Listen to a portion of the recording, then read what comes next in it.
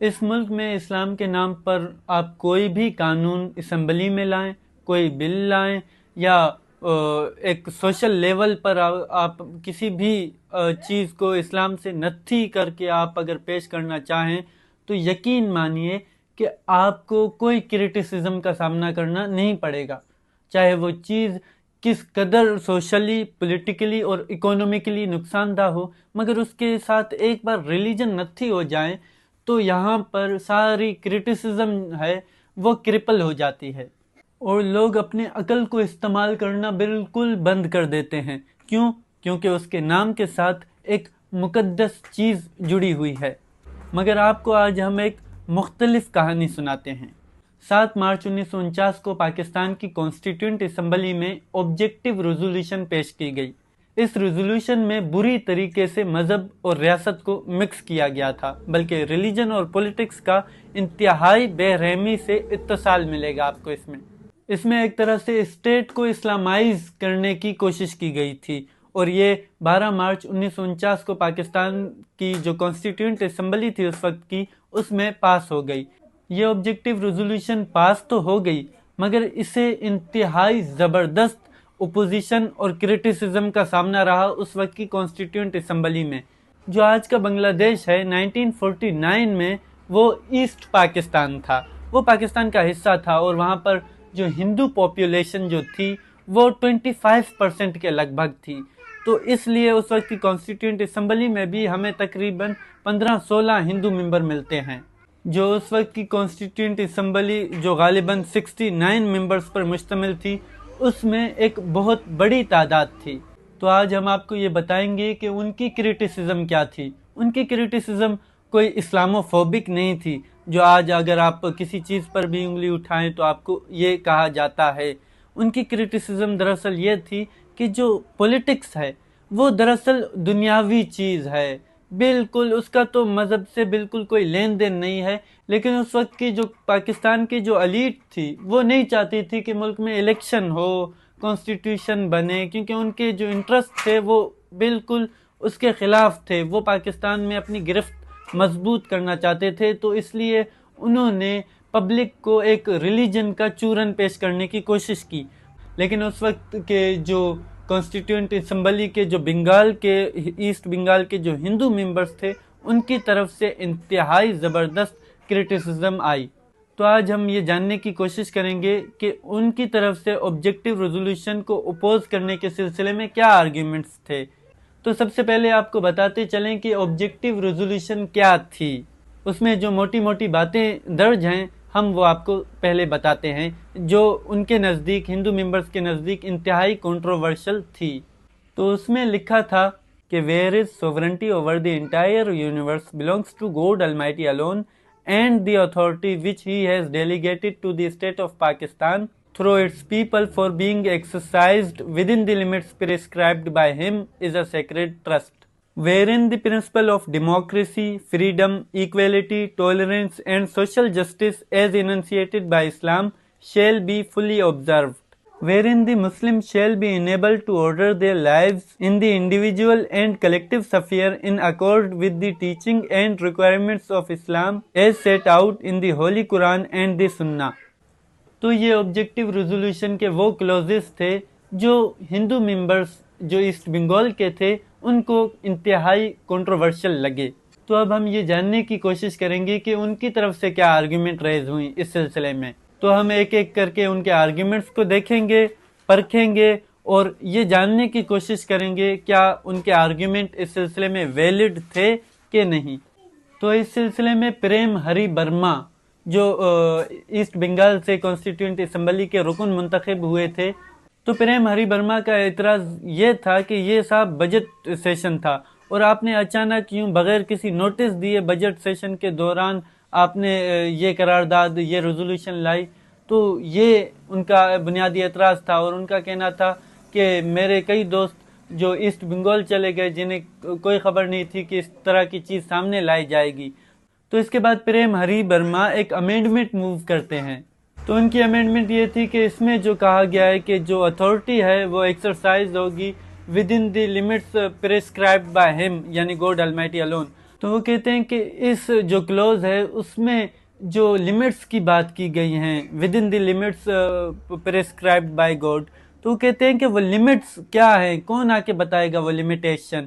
تو وہ کہتے ہیں کہ وہ لمیٹیشن تو ہر کوئی آ کے اپنے حساب سے بتا سکتا ہے، اس لیے جو آبجیکٹیو ریزولوشن جو ہے اس کو سیلف ایکسپلینیٹری ہونا چاہیے، اس کے لیے ہمیں یہاں وہاں نہیں دیکھنا چاہیے۔ تو اس کے لیے وہ کہتے ہیں کہ پھر ہر کسی کی اپنی اپنی لمیٹیشنز ہوں گی، اور کہتے ہیں کہ جو لمیٹیشن اس پیراگراف میں ہیں اسے یونیورسل نالج کی ہونی چاہیے، کیونکہ جو یہ لمیٹیشنز ہیں وہ تو صرف لیاقت علی خان کو پتہ ہوں گی، وہ کسی نان مسلم کو تو بالکل ان لمیٹیشن کا پتہ نہیں ہوگا۔ لیکن یہ جو کانسٹیٹیوشن بن رہی ہے یہ صرف مسلمانوں کے لیے تو نہیں بن رہی، یہ ہمارے اوپر بھی لاگو ہوگی، تو اس میں ہم بھی پارٹیسپیٹ کریں گے ایک اسٹیٹ میں۔ تو یہ کیسے ہو سکتا ہے کہ صرف لمیٹیشنز مسٹر لیاقت علی خان کو پتہ ہوں اور کسی اور کو پتہ نہ ہوں، اور یعنی پریم ہری برما کو نہ پتہ ہوں، سریش چندر چٹوپادھیائے کو نہ پتہ ہوں۔ تو وہ دوسری امینڈمنٹ لاتے ہیں اور کہتے ہیں کہ اس میں جو کہا گیا ہے کہ wherein the principles of democracy, equality, social justice and tolerance as enunciated by Islam fully observed, تو پھر وہ وہی اعتراض کرتے ہیں کہ یہ جو بات ہے کہ ایز اننسیٹڈ بائی اسلام، تو یہ تو صرف مسلمان بھی آ کے صرف اس کی اننسیشن کو سمجھ سکتے ہیں، اور جو سوسائٹی کے جو دوسرے سیکشن ہیں وہ بھی اسے بالکل صحیح سے آبزرو کر سکیں۔ لیکن آپ نے جب یہ کہا ہے کہ ایز اننسیٹڈ بائی اسلام، تو یہ جو پرنسپلز ہیں ڈیموکریسی، سوشل جسٹس، ایکویلٹی اور ٹالرنس، تو یہ تو پھر ہندوؤں کی ایک الگ اننسیشن ہوگی، دوسرے مذہب والوں کی ایک الگ اننسیشن ہوگی، تو کہتے ہیں کہ اس سے تو کنٹریڈکٹ پیدا ہوگا۔ تو اس لیے ہمیں چاہیے کہ اس کو ایک یونیورسل جو ایکسیپٹڈ جو اس کی جو اننسیشن ہے ان پرنسپلز کی، آپ وہ کیوں نہیں لاگو کرتے؟ آپ کیوں ریلیجن اور پولیٹکس کو مکس کرتے ہیں فضول میں؟ تو یہ ان کا انتہائی اہم اعتراض تھا۔ پھر جو اس وقت کے جو اپوزیشن لیڈر تھے کانسٹیٹیوئنٹ اسمبلی میں، سریش چندر چٹوپادھیائے، وہ آتے ہیں اور وہ کہتے ہیں کہ جو پچھلے 18 مہینے جو آزادی کو گزرے ہیں، اب اس 18 مہینے کے دوران تو کوئی ضروری نہیں تھا کہ اس طرح کی آبجیکٹیو ریزولوشن لائیں، تو اب اس کی کیا ضرورت پڑی ہے؟ کانسٹیٹیوشن خود ایک امپورٹنٹ ہے، آپ اس کا ڈرافٹ بنا کے آپ مطلب کیا کر لیں گے؟ تو یہ انہوں نے اس کو ایک مطلب فضول سی چیز قرار دیا۔ انہوں نے کہا کہ اس کی اس وقت کوئی ضرورت نہیں ہے۔ لیکن آپ کو یاد رہے کہ جو سریش چندر چٹوپادھیائے تھے وہ اس وقت پاکستان میں ایک اپوزیشن لیڈر تھے، اور اگر آپ آج جا کے آپ قومی اسمبلی کے ویب سائٹ میں دیکھیں تو بطور اپوزیشن لیڈر آپ کو ان کا نام نہیں ملے گا۔ تو وہ کہتے ہیں کہ اتنے عرصے سے ہم یہی سمجھتے رہے کہ جو کانسٹیٹیوشن ہوگی وہ eternal principles of social justice, democracy, equality اور ٹالرنس پر مشتمل ہوگی۔ یہ ایک اٹرنل پرنسپل ہوں گے جو کانسٹیٹیوشن میں ہوں گے، اور قائد اعظم نے بھی کہتے ہیں کہ اسی ایوان میں یہ کہا تھا کہ جو ریلیجن اور پولیٹکس ہے وہ الگ الگ ہوں گے، تو غالباً وہ 11 اگست والی اسپیچ کی طرف اشارہ دے رہے تھے۔ اور انہوں نے کہا کہ یہ جو آبجیکٹیو ریزولوشن ہے اس کے اندر ایک ریلیجیس بائس ہے۔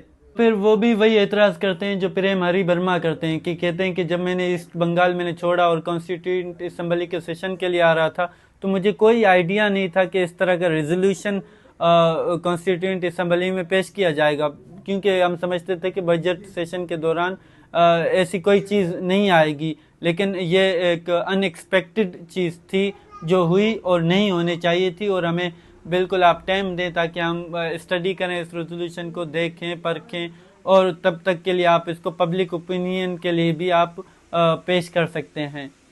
تو وہ کہتے ہیں کہ یہ جو آپ مسلم اسٹیٹ بنانے جو جا رہے ہیں، تو کیا ایک مسلم اسٹیٹ میں جو ہیڈ آف دی اسٹیٹ ہے وہ نان مسلم بن سکتا ہے؟ وہ کہتے ہیں کہ کیا یہ حقیقت نہیں ہے کہ ایک نان مسلم اسٹیٹ میں ہیڈ آف دی اسٹیٹ نہیں بن سکتا؟ تو وہ یہ سوال پوچھتے ہیں کانسٹیٹیوئنٹ اسمبلی سے۔ تو ان کا جو دوسرا اعتراض ہے وہ یہ ہے کہ جو آپ نے اس میں کہا ہے کہ جو اتھارٹی ہے وہ اسٹیٹ گوڈ سے اسٹیٹ کی طرف آئے گی، پھر اسٹیٹ سے پیپل کی طرف، تو وہ کہتے ہیں کہ اس سے تو آپ ایک راستہ دے رہے ہیں. کسی لوئی 14 ایک دن کوئی آئے گا اور وہ کہے گا صرف اس کو صرف یہ ضرورت ہوگی کہ جو اسٹیٹ اور پیپل کا جو کنیکشن آپ نے باندھا ہے وہ پیپل کو کاٹ کے کہے گا کہ I am the head of the state and anointed by God almighty alone. تو وہ کہتے ہیں کہ یہ تو بالکل ایک فضول بات ہے اور پاکستان میں ہو سکتا ہے، اس سے اتھارٹیرین جو کوئی رولر ہے وہ آ سکتا ہے. اور کہتے ہیں کہ instead of state being the voice of the people, it has been made an adjunct of religion. اس کے بعد وہ کانسٹیٹیوئنٹ اسمبلی میں ایک کتاب لاتے ہیں جو جماعت اسلامی پبلیکیشن کی طرف سے پبلش ہوئی تھی، اور یہ مولانا مودودی کی کتاب ہوتی ہے. تو وہ اس کا ایک پیراگراف پڑھ کر کانسٹیٹیوئنٹ اسمبلی کو سناتے ہیں، جس میں انتہائی حیران کن بات تھی. اور یہ جو لیاقت علی خان جو بات کر رہے تھے، جو پروفیسر اشتیاق قریشی جو بات کر رہے تھے کہ اس سے جو ہے تھیوکریسی نہیں ہوگی اور یہ بالکل ایک طرح سے تھیو ڈیموکریسی ہے، اور لیاقت علی خان جو بات کر رہے تھے یہ ایک طرح کی ڈیموکریسی ہے اور یہ ڈیموکریٹک پرنسپلز کے خلاف نہیں ہے. آبجیکٹیو ریزولوشن، اس کے ذریعے بھی پاکستان میں ڈیموکریسی ریٹین ہو سکتی ہے، ایکول رائٹس ہو سکتے ہیں جو دوسرے جو ریلیجن کے ماننے والے ہیں ان کے لیے. تو یہ پیراگراف انہوں نے یہ جو ساری جو ڈیبیٹ تھی اور یہ جو سارے جو مطلب باتیں تھیں ان کو تباہ کرنے کے لیے پیش کی گئیں. اور مولانا مودودی کا اگر ہم انٹروڈکشن کروائیں تو وہ 20th سینچری کے جو اسلامک اسٹیٹ کی جو آئیڈیالوجی ہے اس کے ایک بہت بڑے آئیڈیالوگ تھے آل اوور دی ورلڈ. جو حسن البنا جو مسلم برادرہڈ کے جو ایجپٹ میں تھے ان کے ساتھ ان کا نام لیا جاتا ہے، تو وہ اس کے ایک بہت بڑے آئیڈیالوگ تھے. اور بالکل پاکستان میں تو یہی جو اسلامک اسٹیٹ والا جو اگر آپ سب کانٹیننٹ میں دیکھیں تو یہ مولانا مودودی اس کے بہت بڑے چیمپئن تھے. تو انہوں نے ان کی کتاب کا ایک پیراگراف پیش کرنے کی کوشش تھی اور دکھانے کی کوشش تھی کہ صاحب کیا مطلب ہوگا ایک اسلامک اسٹیٹ کا. تو سریش چندر چٹوپاڈھیائے کہتے ہیں کہ یہ جو میرے ہاتھ میں کتاب ہے یہ جماعت اسلامی پبلیکیشن کی ہے، یہ کانگریس کی یا میری کتاب نہیں ہے. تو اس کے بعد وہ اس کا ایک پیراگراف پڑھتے ہیں. The preceding statements makes it quite clear that Islam is not democracy, for democracy is the name given to that particular form of government in which sovereignty ultimately rests with the people, in which legislation depends both in its forms and content on the force and direction of public opinion, and laws are modified and altered to correspond to changes in that opinion. If a particular legislation is desired by the mass of people, steps have to be taken to place it on the statute book. If the people dislike any law and demand its removal, it is forthwith expunged and ceases to have any validity. There is no such thing in Islam, which therefore cannot be called democracy in this sense of the term. اور اس paragraph میں مزید یہ کہا گیا، No law can be changed unless the injunction is to be found in God's Shariat. Laws are changed by the consensus of opinion amongst the Muslim. اس کے بعد بھوپیندر کمار دتا آتے ہیں جو پری پارٹیشن یونائٹڈ انڈیا کے بہت بڑے لیڈر تھے. آپ ان کا اندازہ صرف اس بات سے لگا سکتے ہیں کہ وہ 1917 میں بیلاسپور جیل میں تھے اور تقریباً 78 ڈیز کے ہنگر اسٹرائک پر چلے گئے تھے. یہ ان کی ایک انٹیگریٹی تھی. اتنے بڑے وہ لیڈر تھے اور وہ جیل میں بھی بہت عرصہ انہوں نے گزارا. تو پھر وہ آتے ہیں بھوپیندر کمار دتا، تو سنیں ان کی جانب سے کیا کہا جاتا ہے. تو وہ کہتے ہیں کہ جو پولیٹکس ہے وہ ریزن کے سفیر میں آتی ہے اور جو ریلیجن ہے وہ فیتھ، وہ ایک طرح سے فیتھ ہے. تو آپ ان دونوں کو علیحدہ سیپریٹ رکھیں. اس سے یہ ہوگا کہ دونوں انتہائی بہترین طریقے سے ان کی گروتھ ہو سکے گی. آپ جب ان کو دونوں کو ملائیں گے تو کانفلکٹ پیدا ہوگی اور یہ کانفلکٹ بہت نقصان دہ ہوگی. تو کہتے ہیں کہ ان کو الگ الگ رہنے دیں تاکہ وہ الگ الگ سے میچور ہو سکیں اور ایک طرح سے فائدہ مند ہوں. تو وہ کہتے ہیں کہ ان کو ایک دوسرے سے دور رکھا جائے، ان کو ایک دوسرے کے لیے اوبٹروسیو نہ بنائیں. تو اس سے وہ کہتے ہیں کہ جو جنونیت ہے، پاگل پن ہے، وہ جگہ لے لے گی. اور اس کے لیے وہ کہتے ہیں کہ ہمیں مڈل ایجز میں دیکھنے کی ضرورت ہی نہیں ہے. اس کے لیے وہ کہتے ہیں کہ 2 سال پہلے جو کچھ یہاں پر ہوا تھا تو اس کے بارے میں وہ کہتے ہیں Even 2 years earlier, we did not behaved as if we were rational human beings. We so behaved because on each side faith became predominant over reason. What normally should have remained unobtrusive become obtrusive. تو یہ کہتے ہیں کہ جو faith ہے اس نے جس طرح ہمیں 2 سال پہلے 1947 میں ڈیوائیڈ کیا تھا، اور جس طریقے کی قتل و غارت گری دیکھی گئی، اور جو ریپ ہوئے، جو اغوا ہوئے، وہ انتہائی جو خون آشام تھا وہ منظر، تو وہ کہتے ہیں کہ پھر سے یہ منظر نہ دہرایا جائے. تو وہ کہتے ہیں کہ جو ریلیجن ہے وہ خدا اور انسان کے درمیان کا تعلق ہے، ایک انڈیویجول اور گاڈ کا معاملہ ہے. تو آپ اس کو یہاں پر فلورش نہ کریں. یہاں پر آپ بالکل ایک پولیٹیکل پرپس کے لیے آئے ہیں، کانسٹیٹیوشن میکنگ کے لیے آئے ہیں. تو کانسٹیٹیوشن بنانے کے لیے جو بھی جو تھاٹ درکار ہے تو آپ ان کو استعمال کیجئے. آپ یہ بکھیڑا نہ مچائیں یہاں پر. تو وہ کہتے ہیں کہ جو پولیٹکس اور ریلیجن ہے اس کو اگر آپ انٹرمنگل کریں گے تو ایک طرح سے آپ کرٹیسزم کا راستہ روک رہے ہیں. تو جب آپ اپنی سیاست کو مذہب بنا کر پیش کریں گے تو اس کا یہ مطلب ہے کہ آپ سیاست کو، اپنی جو سیاست ہے چاہے وہ پوزیٹیو ہے یا نگیٹو ہے، اس کا فیصلہ تو بعد میں ہونا ہے، لیکن آپ اس کا فیصلہ ہونے نہیں دیتے، بلکہ آپ ریلیجن کو سامنے رکھتے ہیں. اور اگر آپ پر کوئی تنقید ہوتی ہے تو اس کو سیکریلیجیس سمجھا جاتا ہے، اس کو ریلیجن کے اپوز سمجھا جاتا ہے، تو اس کو ایک بلاسفیمی کے طور پر لیا جاتا ہے. تو وہ کہتے ہیں کہ یہ انتہائی خطرہ ہے. اور پولیٹکس تو نام ہی کرٹیسزم کا ہے. جو پولیٹیکل انسٹیٹیوشن ہیں وہ تو کرٹیسزم کے ذریعے ترقی کرتے ہیں، اور انہیں کرٹیسزم کے ذریعے بہتر سے بہتر بنایا جا سکتا ہے. تو اگر آپ کو صرف پولیٹکس کرنا ہے اس ملک میں تو آپ کو کرٹیسزم کا راستہ روکنا نہیں ہوگا، اور ریلیجن اور پولیٹکس ہے اس کو آپ کو سپریٹ کرنا ہوگا، تاکہ یہاں پر ایک نارمل پولیٹیکل ایکٹیویٹی ہو، نہ کہ مذہبی فسادات وغیرہ ہوں. تو وہ کہتا ہے کہ جو ریلیجن ہے وہ فیتھ کا نام ہے، اور فیتھ ایبسولوٹ کا نام ہے. تو اس میں ایبسولوٹزم ہوتی ہے، جبکہ پولیٹکس میں آپ شک و شبے کی گنجائش چھوڑتے ہیں. تو اس میں کرٹیسزم ہوتی ہے، اور کرٹیسزم ہی اس کی روح ہے.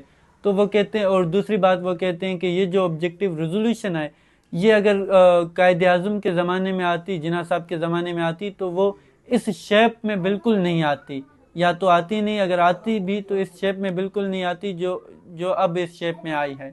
تو وہ کہتے ہیں کہ یہ جو کانسٹیٹیوشن ہے ہم فیوچر جنریشن کے لیے فریم کر رہے ہیں. تو خدا را فیوچر جنریشن ہے اس کو اندھی قسمت کے حوالے نہ کریں. تو کہتے ہیں کہ جس طرح کی ٹربلس ٹائم میں ہم رہ رہے ہیں، کوئی یان شکائی اور بچاؤ سکاؤ آ سکتا ہے اور کہہ سکتا ہے کہ I am the head of the state, اور اس کو اس پریمبل سے، اس آبجیکٹیو ریزولوشن سے جسٹیفیکیشن مل سکتی ہے، اور وہ کہہ سکتا ہے کہ I am anointed by the God almighty. تو پھر بھوپیندر کمار دتا ایک واقعہ سناتے ہیں اور کہتے ہیں کہ جب میں ویسٹ پنجاب کی جیل میں تھا تو مجھے اسلام کو سمجھنے کی خواہش پیدا ہوئی. تو میں نے جیل کے سپرنٹینڈنٹ سے کہا کہ صاحب مجھے اس بارے میں آپ سمجھ بوجھ دیجئے کہ میں کس طرح جان سکتا ہوں. تو وہ کہتے ہیں کہ مجھے کہا گیا کہ جو اسلام کو پراپر طریقے سے انڈرسٹینڈ کرنے کے لیے شریعت کو سمجھنا ضروری ہوگا، اور صرف شریعت ہی 4 ڈیفرنٹ اسکول ہیں شریعت کے، جس میں صرف حنفی جو ہے اس کو سمجھنے کے لیے، جو حنفی اسکول آف تھاٹ ہے اس کا ایک الگ سے 14 جو ولیوم ہے وہ عربک اسٹف میں ہے. تو وہ کہتے ہیں کہ اگر یہ معاملہ ہے تو سوچئے جو اس میں آبجیکٹیو ریزولوشن میں جن لیمٹس کی بات کی گئی ہے ان لیمٹس کو کنگالنا کتنا مشکل ہوگا، کہ یہاں پر ڈیفرنٹ ویریشنز ہیں، ڈیفرنٹ انٹرپریٹیشن ہیں، ڈیفرنٹ اسکول آف تھاٹ ہیں، ڈیفرنٹ مسلک ہیں. تو وہ کہتے ہیں کہ اس سے تو آپ جو کانسٹیٹیوشن ہے اس کو ویگنس کی طرف لے جا رہے ہیں، جنریلٹی کی طرف لے جا رہے ہیں. تو وہ کہتے ہیں کہ یہ جو ہے وہ انتہائی نقصان دہ ہوگا، آپ کو اس سے الگ کرنا ہوگا. تو وہ کہتے ہیں کہ اس جیل میں جن سے میں نے جو ریلیجن ہے، جو اسلام، وہ سمجھنے کی کوشش کی، تو وہ تو آج جن کو ہم انتہائی وائزسٹ جو ایڈمنسٹریشن کے جو ہمارے جو لوگ ہیں، جو پولیٹیشین ہیں، تو وہ تو ان کو بھی مسلمان نہیں سمجھتے تھے. یعنی بھوپیندر کمار دتا اشارہ کر رہے ہیں جو مسلم لیگ کے جو بڑے بڑے پولیٹیشین تھے. اور یہ بھی حقیقت کی بات ہے، جو ریلیجیس پارٹیز تھی انہوں نے پاکستان موومنٹ کو اور پاکستان کے جو پولیٹیشین ہیں ان کو اپوز کیا، اور خود جناح صاحب کو بھی جو ملاؤں نے کافر اعظم کہا تھا، پاکستان کو نا پاکستان کہا تھا، مولانا مودودی نے کہا تھا کہ مجھے تو مسلم لیگ کے جو لیڈر ہیں چھوٹے سے بڑے تک، ان میں سے کسی میں بھی اسلام کی ایک جھلک تک دکھائی نہیں دیتی، تو وہ بھی یہی کہتے تھے کہ وہ تو اتنے بڑے وائزسٹ مطلب ایڈمنسٹریشن کو بھی مسلمان نہیں سمجھتے۔ اور تو بھوپیندر کمار دتا ایک اور واقعے کی جانب اشارہ دیتے ہیں کہ میں نے ایک قرآن پاک کی ایک ٹرانسلیشن خریدی، تو ان میں سے ایک نے کہا یہ جو ٹرانسلیشن ہے یہ بھی ان اسلامک ہے۔ تو بھوپیندر کمار دتا کہتے ہیں کہ ان واقعات سے میں سرپرائز نہیں ہوا، کیونکہ مجھے پتا ہے کہ یہ جو سارے جو ریلیجیس اسکرپچرز جو ہیں وہ ڈیفرنٹ انٹرپریٹیشن اور ڈیفرنٹ جو ویریشنز ہیں ان کو سبجیکٹ کرتے ہیں۔ تو وہ کہتے ہیں کہ آپ جو لمٹس کی بات کرتے ہیں تو اس میں یہ سوال پیدا ہوتا ہے کہ یہ لمٹس آپ کے تھرو کس انٹرپریٹیشن اور کس ویریشن سے پہنچی ہے۔ تو وہ کہتے ہیں کہ جو لمٹس ہیں وہ پھر ڈیفیکلٹ ہو جاتے ہیں ان کو انڈرسٹینڈ کرنا، کیونکہ یہاں پر ہر تھیولوجین ہے جو اس کی ایک ڈیفرنٹ انٹرپریٹیشن ہوتی ہے اور دوسرے تھیولوجین کی دوسری انٹرپریٹیشن ہوتی ہے۔ تو یہاں پر مولانا مودودی کا مجھے ایک یاد آ گیا۔ تو جو مولانا مودودی کی جو انٹرپریٹیشن تھی قرآن پاک کی، تو وہ ایک طرح سے اس پر کتاب لکھی تھی مولانا مودودی کی انٹرپریٹیشن پر انڈیا کے ایک بہت بڑے عالم ہوا کرتے تھے، ریلیجیس اسکالر، مولانا وحید الدین خان، جو ابھی انتقال ہوئے چند سال پہلے۔ تو ان کی ایک کتاب تھی مولانا مودودی کی جو انٹرپریٹیشن کو لے کر دی مسٹیک آف انٹرپریٹیشن، اردو میں تھی تعبیر کی غلطی۔ تو وہ اس میں کہتے ہیں کہ مولانا مودودی کے ذہن میں پہلے سے ایک خیال تھا اور پھر اس خیال کو جو ہے وہ جو ہے قرآن پاک سے انہوں نے کشید کرنے کی کوشش کی۔ تو یہ ایک طرح سے پری کنسیو نوشن انہوں نے کہا تھا کہ ان کے ذہن میں ایک پولیٹیکل آئیڈیا تھا، تو قرآن پاک سے بھی انہوں نے اب من مرضی سے پولیٹیکل آئیڈیا نکالا ہے۔ تو وہ یہی کہتے ہیں بھوپیندر کمار دتا بھی کہ جب آپ لمٹس کی بات کرتے ہیں، جو ریلیجیس اسکرپچر ہوتے ہیں they are subject to different interpretation and different variations, تو یہاں پر لمٹس کا معاملہ کافی ڈیفیکلٹ ہو جاتا ہے۔ مطلب ڈیفرنٹ جو اتھارٹی ہیں، ڈیفرنٹ اسپیشلسٹ ہیں، وہ ان کو اپنی مرضی سے انٹرپریٹ کرتے رہیں گے۔ اگر آپ کا جو ایک انٹلیکچول جو جرنی ہے وہ تھوڑا سا لبرل رہا ہے تو آپ اس کی ایک لبرل انٹرپریٹیشن کریں گے، مگر آپ ایک جو ہے ایک آرتھوڈاکس واقعہ ہوئے ہیں، ایک سخت اور متشدد اور جنونی قسم کے انسان ہیں، تو آپ کی جو ریلیجیس اسکرپچر ہے اس کی انٹرپریٹیشن بھی اسی طرح ریجڈ ہوگی۔ تو وہ یہی بات کرتے ہیں اس سلسلے میں۔ پھر بھوپیندر کمار دتا کہتے ہیں کہ یہ جو دنیا ہے وہ انتہائی تیزی سے چینج ہو رہا ہے، نہ صرف دنیا چینج ہو رہا ہے، جو سسٹم ہے ہمارے دنیا کا، اکنامک سسٹم ہوا، سوشل سسٹم ہوا، وہ بھی انتہائی تیزی سے چینج ہوئی ہے، وہ اسی طرح نہیں جو صدیوں پہلے تھی۔ اور وہ اس ضمن میں ایک واقعہ بتاتے ہیں کہ اسی کانسٹیٹیوئنٹ اسمبلی میں زکوٰۃ کے بارے میں جب بحث ہوئی پاکستان کی، یہ بھی انٹرسٹنگ بات ہے کہ ہمارے کانسٹیٹیوئنٹ اسمبلی میں زکوٰۃ کے بارے میں بھی بحث ہوئی تھی۔ تو وہ کہتے ہیں کہ جب بحث ہوئی تو ایک شخص، ایک ممبر نے کہا تھا کہ یہ جو اولڈ ورلڈ ٹیکسیشن سسٹم ہے وہ آج کی دنیا میں اس کو امپلیمنٹ کرنا، وہ کہتے ہیں کہ بالکل ناممکن سی بات ہے۔ تو بھوپیندر کمار دتا کہتے ہیں بالکل اسی طرح یہ دنیا بالکل چینج ہوئی ہے۔ تو آج اگر آپ اس طرح کا جو اسلامک اسٹیٹ بنانے کی کوشش کریں گے تو یہ ایک طرح سے دنیا کے ساتھ کنسسٹنٹ نہیں ہوگا۔ تو کہتے ہیں کہ ہمیں موجودہ دنیا کے ساتھ ساتھ چلنا ہوگا، بجائے اس کے کہ آپ لوگوں کو اس طرح کی باتیں سکھائیں کہ پھر کل کو آ سکتا ہے کوئی کہے کہ بھائی ہمیں کوئی کلائفیٹ سسٹم، یہاں پر کوئی خلیفہ آنا چاہیے، یہاں پر یا اسلام کا ایک الگ بینکنگ سسٹم ہے وہ ہونا چاہیے، یا کوئی آ کر کہہ دے کہ سارے بینک ختم کر دو اور اسلامک اکانومی۔ وہ کہتا ہے کہ اس طرح کی جو ڈیلیوژنل تھنکنگ ہے وہ پیدا ہوگی۔ اور بھوپیندر کمار دتا کہتے ہیں کہ the first condition precedent to all happiness is freedom. اور وہ کہتے ہیں کہ فریڈم کا مطلب یہ نہیں ہے کہ مجھے آپ کی جو اتھارٹی ہے اس کو اس کی امپوزیشن سے بچایا جائے، تو اس فریڈم کا مطلب یہ بھی ہوتا ہے کہ جو آپ کا جو مذہبی نظریہ ہے، جو آپ کا وچار ہے، جو آپ کی آئیڈیالوجی ہے، اس کو بھی آپ مجھ پر امپوز نہ کریں میری مرضی کے خلاف۔ وہ کہتے ہیں یہ جو کانسٹیٹیوشن ہم بنا رہے ہیں یہ اگلی جنریشنز کے لیے بھی ہم بنا رہے ہیں، تو آپ اس طرح کی جب ریلیجن لائیں گے تو وہ تو چینج ہونے سے رہے۔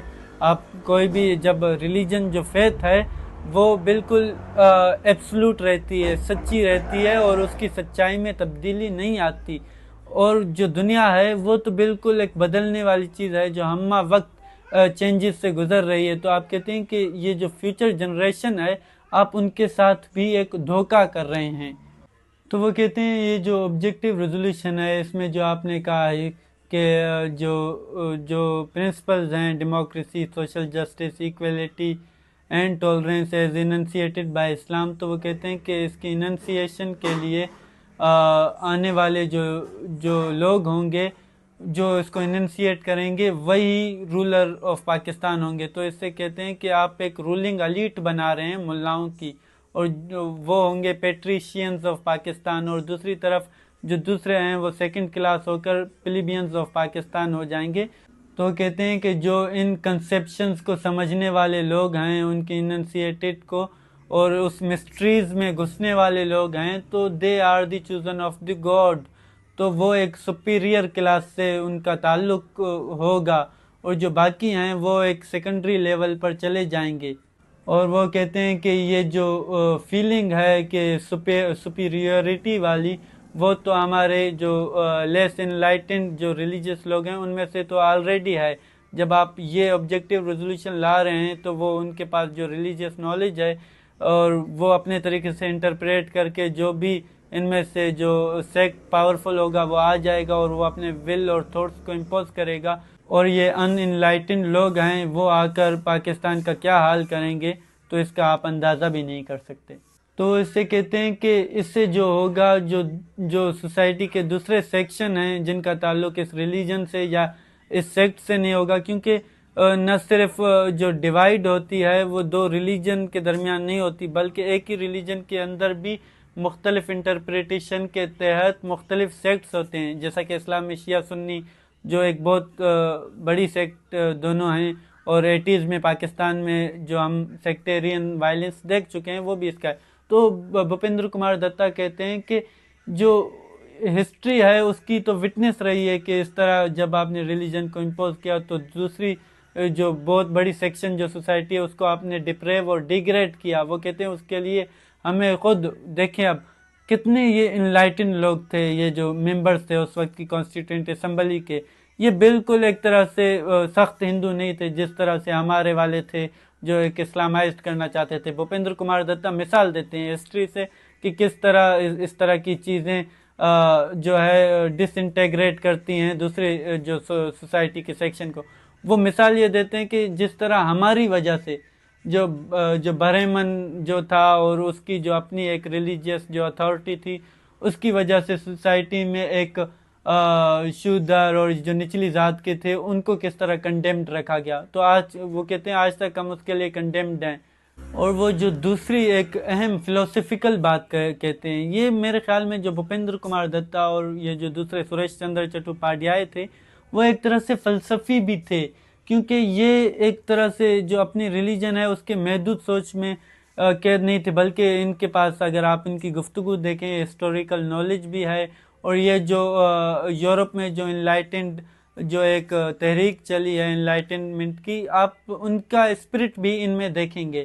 تو بھوپندر کمار دتا کہتے ہیں کہ let me submit sir that by mutual contact, mutual conflict and mutual contribution human conscience is evolving, and with it are also evolving these concepts of democracy, freedom, equality, tolerance and social justice۔ تو کہتے ہیں کہ زمانے کے ساتھ اور conflict کے ساتھ کنٹریبیوشن اور یہ جو سوسائٹی میں ہوتی ہے وہ اس کے ساتھ یہ پرنسپل ایوالو ہوتے رہتے ہیں۔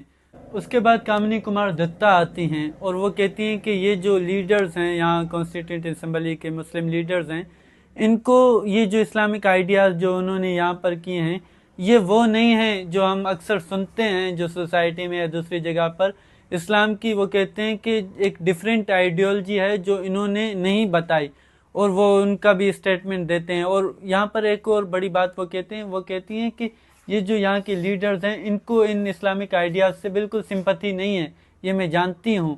تو وہ یہ بات بھی کرتے ہیں. اس کے بعد وہ اسٹیٹمنٹ دیتی ہیں کہ کس طرح سے ایک ڈیفرنٹ اسلامک جو آئیڈیالوجی ہے، وہ ایک اسکول آف تھاٹ ہے، وہ کیا کہتا ہے. تو وہ یہ جو اس وقت ایک ڈومیننٹ ایک جو سوسائٹی میں ایک اسلام کی جو انڈرسٹینڈنگ جو ہے اسلامک اسٹیٹ کے حوالے سے جو مودودی اور شبیر احمد والی عثمانی والی سوچ ہے، تو وہ اس کا حوالہ دیتی ہیں اور اسٹیٹمنٹ دیتی ہیں اس لحاظ سے، اس جو آئیڈیالوجیکل جو اسکول ہے اس کو ریفرنس بنا کے. تو وہ کہتی ہیں کہ اس اسکول آف آئیڈیالوجی کے مطابق God only is the real sovereign and others are merely its subjects. Number 2 all legislative power to vest in God. Number 3 Islam is not democracy. تو وہ یہ کہتی ہیں کہ میں نے جو بازار سے کتابیں خریدی ہیں وہ اسلام کے بارے میں پڑھی ہیں، تو اس میں تو یہی لکھا ہے کہ اسلام از ناٹ ڈیموکریسی. اور اس کے بعد وہ ایک اور حوالہ دیتی ہیں جو ذمی کا جو اسلام میں جو کنسیپٹس ہے، تو وہ کہتی ہیں کہ یہ اسلام میں ہے کہ those who do not accept Islam an astounding proposition are not entitled to any voice in shaping the policy of the state. They can live within the confines of the state as subjects. یعنی ذمی کے طور پر وہ state میں رہیں گے، اور یہ بھی ایک پاپولر اسلامک کنسیپٹ ہے. اور دوسری وہ ایک اسٹیٹمنٹ دیتی ہے کہ جو اس اسکول آف آئیڈیالوجی کے ساتھ نتھی ہے، they will not in any case be allowed to influence the policy of the state. یہ وہی مولانا مودودی، شبیر احمد عثمانی اور پاکستان میں جو آرتھوڈاکس جو ریلیجیس ایک موومنٹ ہے، یہ اس کی وہی سوچ ہے جو وہ مینشن کر رہی ہے یہاں پر. اور اس کے بعد برت چندرا منڈل آتے ہیں اور وہ یہ کہتے ہیں کہ یہ جو آپ کرنے جا رہے ہیں آبجیکٹیو ریزولوشن لا کر اسٹیٹ کو اسلامائز کر کے، اس کا جو رزلٹ ہوگا وہ یہ ہوگا کہ جو 1949 ہے وہ دنیا کی تاریخ کے بدترین سالوں میں شمار ہوگا. مجھے نہیں پتا کہ 1949 دنیا کی تاریخ کے بدترین سالوں میں سے ہے، لیکن میں جو as a student of history یہ جانتا ہوں کہ اگر پاکستان کی تاریخ میں بدقسمتی کا ذکر کیا جائے تو 1949 کا نام یہاں کے پولیٹیکل ہسٹورین ضرور لیتے ہیں.